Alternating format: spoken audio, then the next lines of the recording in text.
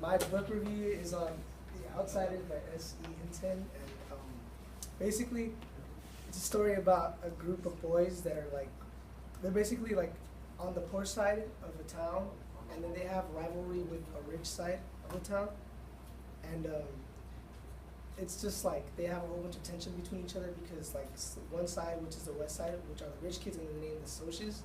It's like an acronym for like the socials or whatever, and then the outsiders, the greasers, the low class, which are the main characters in the story, and they're mainly the three. I'm not sure they all look the same, but there's three brothers, and their names is Soda Pop, Pony Boy, and then Derry, and which is the oldest one is Derry.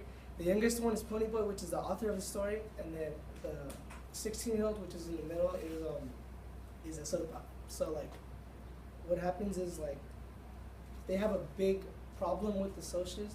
So I guess after a fight that had happened with the youngest one while he was outside by himself, I guess he like accidentally happens to kill him. So what happens is they have to move away from town because they're on the search for them and they're wanted. So they have to like change their disguise, cut their hair and stuff, and basically their friends, a girl named Cherry and a friend named Johnny, are kind of like their like spies, like they're helping them, and they're like telling the police that they're heading out to Texas and whatnot, so that they can kind of get off where they're at.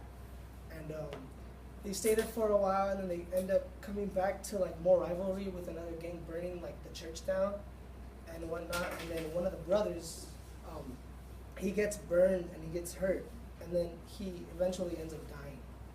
So that happens, and it's kind of like at the end of the story, the youngest brother ends up kind of like writing a book just so like all the people out there, so they could kind of like see what his story was with what happened in his life.